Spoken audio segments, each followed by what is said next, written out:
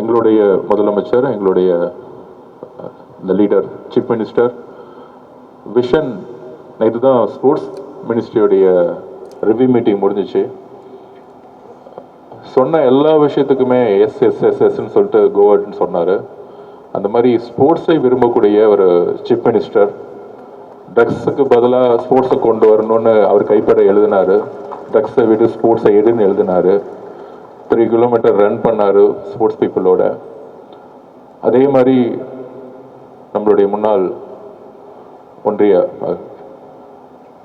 Cabinet minister அவரும் அப்போலேருந்தே ஸ்போர்ட்ஸில் இருக்கார். இன்றைக்கி இல்லை, கிட்டத்தட்ட நான் தமிழ்நாடு ஒலிம்பிக் அசோசியேஷன் செக்ரட்டரியாக இருக்கும்போது ஒரு 10 வருஷமாக அண்ணன் வந்து இங்கே எலெக்ஷனில் நின்று அசோசியேஷனில் இருக்கக்கூடிய ப்ராப்ளம், டிரான்ஸ்பரன்சி, ரெக்கமெண்டேஷன்லாம் க்ளீனப் பண்ணி இன்றைக்கி இங்கே நேஷ்னல் வரைக்கும் பிளேயர்ஸ் வந்து ட்ராவல் பண்ணுறாங்கன்னா அஃப்கோர்ஸ் ஒரு குட் லீடர்ஸால் இருந்தால் மட்டும்தான் அந்தந்த அசோசியேஷன் வந்து ஒரு சஸ்டைன் பண்ண முடியும்.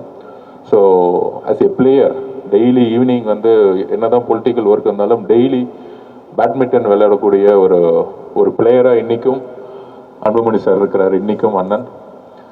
ஸோ அரசியலுக்கு அப்பாற்பட்டு எல்லாருமே ஸ்போர்ட்ஸில் ஜாயின் பண்ணுங்கிறது நம்மளுடைய குறிக்கோள். எங்களுடைய சிஎம்மும் சரி, பொலிட்டிக்கல்லாம் வந்து நெக்ஸ்ட் டெவலப்மெண்ட், அதில் யூத் 55% பாப்புலேஷன் இருக்கக்கூடிய தமிழ்நாட்டில் ஸ்போர்ட்ஸுங்கிறது ஃப்ரண்ட்டில் கொண்டு வந்து நிப்பாட்ட வேண்டிய பொறுப்பு எல்லாருக்கும் இருக்குது. சார் சொன்ன மாதிரி அந்த அளவுக்கு ஸ்போர்ட்ஸை வந்து டெய்லியும் நேசிக்கக்கூடியவர் அன்புமணி அண்ணன். லாஸ்ட்டு 10 வருஷமாக அவருடைய ட்ராவல் நிறைய விதத்தில் ஸ்போர்ட்ஸில் பண்ணியிருக்கோம். 1994 அப்புறம் தமிழ்நாட்டில் இன்ஃப்ராஸ்ட்ரக்சர்ஸே கிடையாது. மேடம் ஜெயலலிதா மேடம் வந்து அப்போ வந்து சாஃபா நடத்தினாங்க. ஸோ அப்போ தான் இந்த நேரு ஸ்டேடியம் உருவாக்கப்பட்டது, வேளச்சேரி உருவாக்கப்பட்டது, டென்னிஸ் கோர்ட் உருவாக்கப்பட்டது. ஆனால் 30 இயர்ஸாக வந்து பக்கத்தில் இருக்க கர்நாடகா, பஞ்சாப், லூதியானா, ஹரியானாலாம், குஜராத் பார்த்தீங்கன்னா இன்டர்நேஷ்னல் ஸ்டேடியம்லாம் பார்த்தீங்கன்னா அடுத்த லெவலில் அப்கிரேட் பண்ணிட்டாங்க. ஸோ நம்ம இன்னும் அந்த ஒரே ஒரு ஸ்டேடியம், அதுவும் அப்கிரேட் பண்ண முடியாத ஒரு ஸ்டேடியம், இன்டர்நேஷ்னல் ஸ்டேடியம் இல்லை. இங்கே ஒரு நேஷ்னல் கேம்ஸ் நடத்தினா கூட நம்மக்கிட்ட இன்ஃப்ராஸ்ட்ரக்சர்ஸ் கிடையாது. இதை நேற்று ரிவ்யூ மீட்டிங்கில் சேம்கிட்ட சொல்லும் பொழுது கேபிட்டல் எக்ஸ்பென்சஸ்னால் நீங்கள் கணக்கே பார்க்காதீங்க, இம்மிடியட்டாக அதுக்கான ஒர்க்கை ஸ்டார்ட் பண்ணுங்கன்னு நேற்று அந்த அளவுக்கு சிஎம் அவர்கள் அப்ரூவ் கொடுத்தாங்க. கூடிய விரைவில் பட்ஜெட்டில் கண்டிப்பாக மாண்பு முதலமைச்சரும் சரி, ஸ்போர்ட்ஸ் மினிஸ்ட்ரியோட அனௌன்ஸ்மெண்ட்லையும் சரி, அனௌன்ஸ்மெண்ட்டாக இருக்காது. வித்தின் 3 இயர்ஸில் ஒரு இன்டர்நேஷ்னல் கேபிட்டல் ஸ்போர்ட்ஸ் ஹப்பா தமிழ்நாட்டு மாறுங்கிறதை அண்ணங்கிட்ட நான் வந்து உறுதிமொழி கொடுக்குறோம். அதனால தான் ஸ்போர்ட்ஸ் மினிஸ்ட்ரி வந்து நாங்கள் நேரு ஸ்டேடியம் மாற்றிட்டோம். 6 மணிக்கு நான் வந்துடுறேன், 7 மணிக்கு எல்லா அஃபிஷியல்ஸும் வந்துடுறாங்க. So everyday morning 7 to 10 sports மினிஸ்ட்ரியோட ஒர்க் இங்கே நடக்கும். அதுக்கப்புறம் தான் நான் செக்ரட்டரியேட் போகிறேன். ஸோ அந்த மாதிரி இன்ஃப்ராஸ்ட்ரக்சர் இல்லாமல் நம்ம அடுத்த கட்டத்துக்கு போக முடியாது. அண்ணா சொன்ன மாதிரி அகாடமிஸ், செர்பியா போனீங்கன்னா 3000 அகாடமிஸ் இருக்கும். அமெரிக்கா போனீங்கன்னா ஒவ்வொரு ஸ்டேட்லேயும் ஒவ்வொரு கேமுக்குன்னு அகாடமிஸ் இருக்கும். ஏன் கர்நாடகாவில், பெங்களூரில் ஸ்விம்மிங்னு ஒரு அகாடமி, அவங்களுக்கு வந்து கிரவுண்டு கொடுத்துருக்காங்க, அவங்களுக்கு வந்து அசோசியேஷன் ஆஃபீஸ் இருக்குது. ஸோ இங்கே அந்த மாதிரி எதுவுமே கிடையாது. ஸோ இந்த நேரு ஸ்டேடியத்திலேயே இங்கேயே வந்து ஒரு பெரிய ஒலிம்பிக் பவன் கட்டி அசோசியேஷனுக்கு ஒரு ஆஃபீஸ், அவங்களுக்கான ஒவ்வொரு அசோசியேஷனுக்கும் கிரவுண்டு கட்டி கொடுத்து, அவங்களுக்கான ஆஃபீஸ் கட்டி கொடுத்து, அவங்களுக்கான அகாடமிஸை உருவாக்க வேண்டிய கடமையும் பொறுப்பும் விஷனும் தமிழ்நாடு ஸ்போர்ட்ஸ் டிபார்ட்மெண்ட்டுக்கு எங்களுக்கு இருக்குது. ஏன்னா தமிழ்நாடு ஒலிம்பிக் அசோசியேஷனில் நான் ஜெனரல் செக்ரட்டரியாக இருக்கும்போது இதே கோரிக்கைகளை முன்னால் இருக்கக்கூடிய டிபார்ட்மெண்ட்டில் கொடுத்துருக்கோம். அதே மெம்பர் செக்ரட்டரி தான் இப்பயும் இருக்கிறாரு. ஸோ அதனால் அந்த கோரிக்கைகள்லாம், அந்த ஃபைல்லாம் திருப்பி எடுத்து நானும் ஐசிடி சார்லாம் போய் லெட்டராக கொடுப்போம் லாஸ்ட் 5 வருஷத்துக்கு முன்னாடிலாம். ஸோ இப்போ அந்த இடத்துல நமக்கான பொறுப்பு வந்து மக்களுக்கு கொடுக்கும் பொழுது ஸ்பீடப் பண்ண வேண்டிய பொறுப்பு இருக்குது ஆக்சுவலாக. ஸோ அப்படி ஒரு இன்டர்நேஷ்னல் ஸ்டாண்டர்ட் லெவலில் ஒரு ஒலிம்பிக் சிட்டி, சார் சொல்கிற மாதிரி எங்கே வறுமை அதிகமாக இருக்கோ, தருமபுரி, திருநெல்வேலி, தூத்துக்குடி, நாகப்பட்டினம், இந்த இடத்துலலாம் ஒலிம்பிக் அகாடமிஸை வந்து உருவாக்குறதுக்கான நேற்று பெரிய டிஸ்கஷன் நடந்துச்சு. அந்த ஒலிம்பிக் உடைய அகாடமிஸ் பார்த்தீங்கன்னா 38 கேம்ஸோடைய இன்டர்நேஷ்னல் ஸ்டாண்டர்டில் உள்ள கிரவுண்ட் இருக்கும். ஃபாரின் கோச்சஸ் அப்பாயின்மெண்ட் பண்ண போகிறோம். அதில் பெஸ்ட் தமிழ்நாடு கோச்சஸை ட்ரைனிங்க்கு ஃபாரின் கோச்சஸ் கிட்ட ட்ரைனிங் எடுக்கிறதுக்கு அப்பாயின்ட் பண்ணுறதுக்கான ஒர்க் நடந்துகிட்ருக்கு. ஸ்போர்ட்ஸ் ஹாஸ்டல் ஃபுல்லாக எதுவுமே அப்கிரேட் பண்ணாமல் இருக்குது. அண்ணன் சொன்ன மாதிரி நேஷனல் பிளேயர் அண்ணனுக்கு தெரியும். நான் இங்கே இருக்கக்கூடிய ரூம் நம்பர் 56 தான் ஸ்போர்ட்ஸ் ஹாஸ்டல் இருந்தேன். ரூம் நம்பர் 56 இங்கே தான் இருக்குது. அந்த 56க்கு நான் திருப்பி போகும்போது, நான் போன வாரம் போனேன், 2006 எப்படி இருந்துச்சோ அதே மாதிரி இருக்குது. அதே இரும்பு கட்டில், அதே ஒரு 10 ஃபேன், அதே 3 பாத்ரூம். ஸோ இதெல்லாம் அப்கிரேட் பண்ணலை. இதே நான் குஜராத்துக்கு இப்போ லேட்டஸ்ட்டாக போய் பார்த்தேன். நான் அங்கே இருக்க ஒரு லேட்டஸ்ட் ஸ்டேடியத்தில் sports hostel of national sports hostel of எக்ஸலன்ஸ்னு போர்டு வச்சு ஒரு 3 ஸ்டார் கேட்டகரிக்கு ஒவ்வொரு ஸ்போர்ட்ஸ் மேனுக்கும் ஒரு ரூம் கொடுத்து, அங்கே லைப்ரரி வச்சு, ஒரு ஏசி அகாமடேஷன் கொடுத்து, ஒரு பிளேயருக்கான ரெஸ்பெக்ட் அங்கே கொடுக்குறாங்க. டெல்லியில் கொடுக்குறாங்க, பஞ்சாபில் கொடுக்குறாங்க, ஹரியானாவில் கொடுக்குறாங்க. ஆனால் நம்ம பிளேயர்ஸ்க்கு வந்து நைட்டு இப்போ நாங்களும் தூங்கும்போது கஷ்டப்பட்டு மார்னிங் 3 hours 6 to 9 வரைக்கும் விளையாடுவோம், திருப்பியும் 4 to 8 வரைக்கும் விளையாடுவோம். அவ்வளோ பயங்கர ப்ரெஷர்ட்டு ஒரு ஸ்போர்ட்ஸ் லைஃப் எங்களுக்கு இருக்கும். ஆனால் தூங்கலான்னு பார்த்தா ஃபேன் ஓடாது, வேர்த்து கொட்டும், நைட்டு தூக்கம் இருக்காது, ஏசி இருக்காது. ஒரு ஸ்போர்ட்ஸ் மேனுக்கு ஏர் கண்டிஷன் வேணும் ஒரு ஃப்ரீயாக தூங்குறதுக்கு.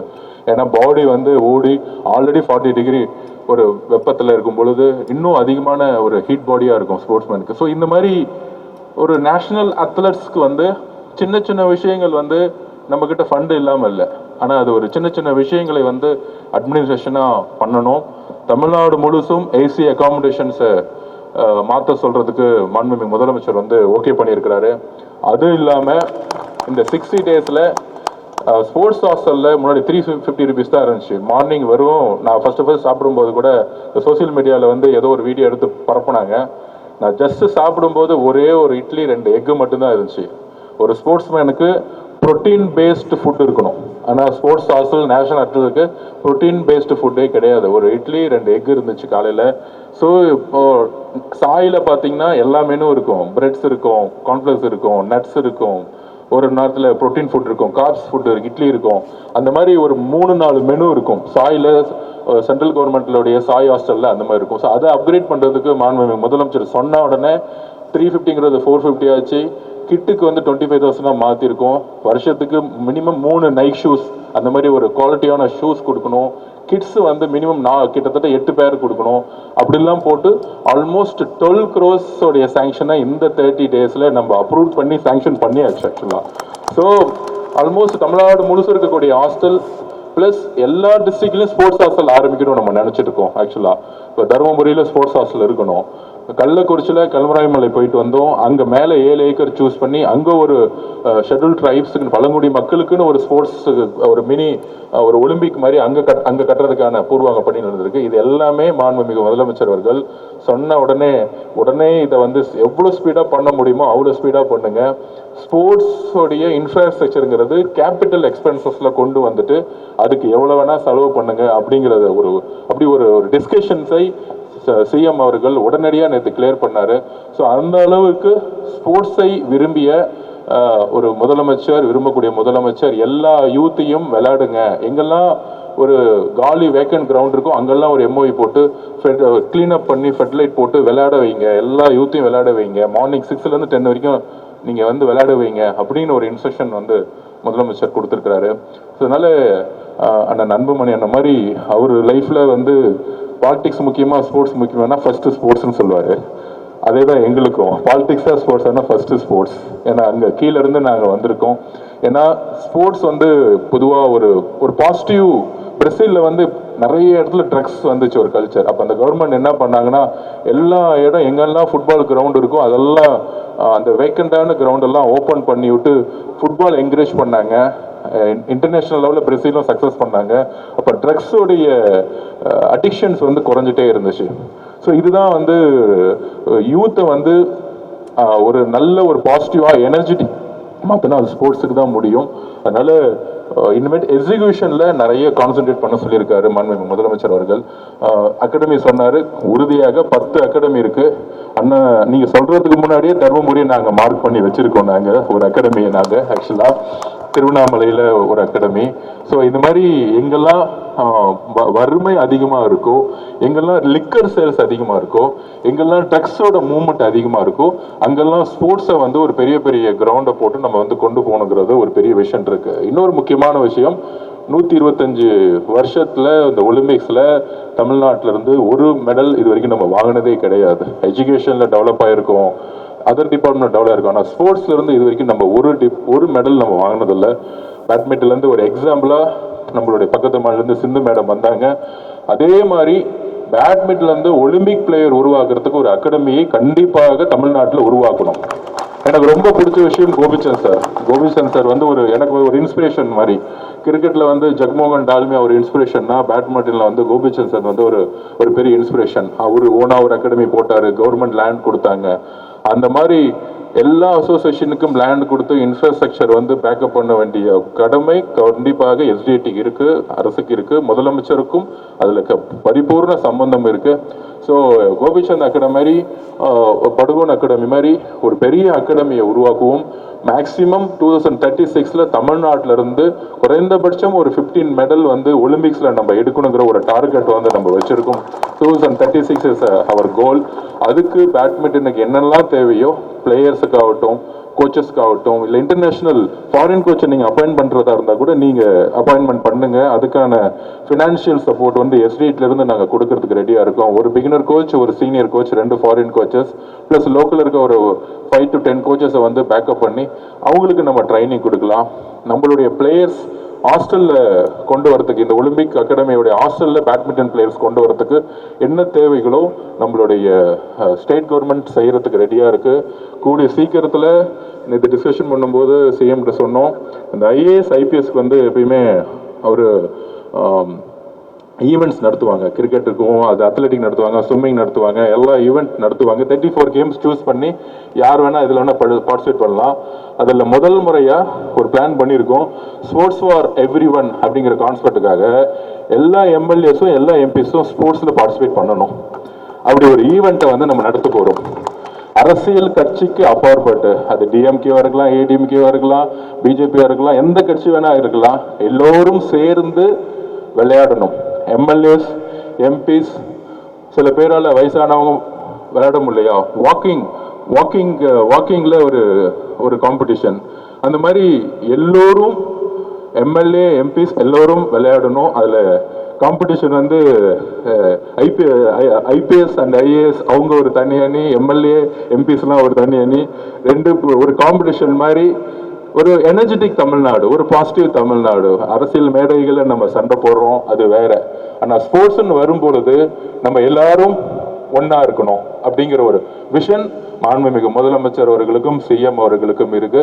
ஸோ தமிழ்நாட்டில் கூடிய விரைவில் பட்ஜெட்ஸ் எல்லாம் முடிஞ்ச பிறகு யார் யாரெல்லாம் ஏதோ ஒரு எம்எல்ஏ, ஏதோ ஒரு மினிஸ்டர் இருந்தாலும் சரி, எம்பியா இருந்தாலும் சரி, அந்த புரோட்டோகால்லாம் எடுத்துட்டு எல்லோரும் ஸ்போர்ட்ஸை வந்து நம்ம வந்து கொண்டு போறதுக்கு ஒரு காம்படிஷன்ஸை ரொம்ப அழகா ஒரு அரசியலுக்கு அப்பாற்பட்டு உருவாக்கணும்.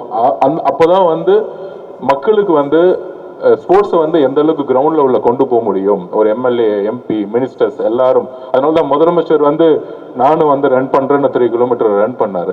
ஸோ அந்த இம்பார்ட்டன்ட் சிஎம்க்கு தெரியுது, ஃபிட்னஸ்க்கு, உடலுடைய உழைப்புக்கு தெரியுது. நான் சொல்லிட்டே இருந்தேன், பிசிக்கல் டீச்சர்ஸ் 6000 பேர்ல வந்து ஒன்றிணைச்சிட்டு இருக்கோம். அவங்களுக்கான விஷன்ஸையும் அவங்களுக்கான சிலபஸையும் ரெடி பண்ணிட்டு இருக்கோம். பிசிக்கல் டீச்சர்ஸோட குறிக்கோளை டேலண்ட் ரிசர்ச் விங்குன்னு சொல்லிட்டு கீழே இருக்க கிராமப்புறத்தில் இருக்கக்கூடிய ஹைப்பராக இருக்கக்கூடிய பிளேயர்ஸை வந்து எஸ்டிஐடிக்கு அனுப்புகிற அளவுக்கு அவங்களுக்கு ஒரு ட்ரைனிங் சென்டர்ஸ் ரெடி பண்ணி. ஏன்னா பிசிக்கல் டீச்சர்ஸ் வரைக்கும் யூஸ் பண்ணதே இல்லை. இப்போ சைனா, அமெரிக்காலாம் பார்த்தீங்கன்னா ஸ்கூலில் இருக்க டீச்சர்ஸுக்கு தான் ரொம்ப ரொம்ப இம்பார்ட்டன்ட் கொடுப்பாங்க. இங்கே இந்தியன் கோச்சஸ் கொடுக்குற இம்பார்ட்டன்ஸ் ஸ்கூலில் இருக்க டீச்சர்ஸ்க்கு கொடுக்கறது இல்லை. மேக்ஸ் சயின்ஸ் டீச்சர் கொடுக்குற இம்பார்ட்டன்ட் ஃபிசிக்கல் டீச்சர் கொடுத்தது இல்லை. பஸ் ஸ்டாண்டை பார்க்கறதுக்கும் முடிவெட்டுறதை பார்க்கறதுக்கும் டிசிப்ளின் டீச்சராக மாற்றிருக்காங்க. பட் ஃபிசிக்கல் டீச்சர் நினைச்சா கிராமப்புறத்துல இருந்து பெஸ்ட். இப்போ ஃபார் எக்ஸாம்பிள் பேஸ்பால் பிளேயர்னா ஒரு 10 வயசுலலாம் பார்த்தீங்கன்னா சில பேர் வந்து 6 ஃபீட்லேயே வந்திருக்காங்க. ஸோ ஆனால் நமக்கு தெரியாது, அங்கே நம்ம ஐடென்டிஃபை பண்ணுறது ரொம்ப கஷ்டமாக இருக்கும். பஞ்சாப்லாம் ஐடென்டிஃபை பண்ணி கொண்டு வந்துடுறாங்க. ஸோ இந்த 6000 ஃபிசிக்கல் டீச்சர்ஸுக்கு ஒரு பெரிய மீட்டிங் பண்ணி மாண்பு முதலமைச்சர் அவர்கள் கூடிய விரைவில் ஒரு பெரிய ஒரு விஷனரி டாக்குமெண்ட்டை கண்டிப்பாக கொடுப்பாரு. அப்படி கீழிருந்து வரக்கூடிய பிளேயர்ஸ், குறிப்பாக கிராமப்புறத்தில் வரக்கூடிய விவசாயிகள், மீனவ குடும்பத்தில் வரக்கூடிய பிளேயருக்கு உறுதியாக பயங்கர ஸ்ட்ராங்காக இருக்கிறாங்க. இப்போ தூத்துக்குடியிலேருந்து கொண்டு வந்தால் பெஸ்ட்டு ஸ்விம்மர் கிடைக்கும். தஞ்சாவூர் பக்கத்துலேருந்து இங்கேருந்து நம்ம ராயபுரத்துலேருந்து நார்த் மெட்ராஸ்லாம் பார்த்தீங்கன்னா பெஸ்ட்டு பாக்ஸர் கிடைக்கிறாங்க.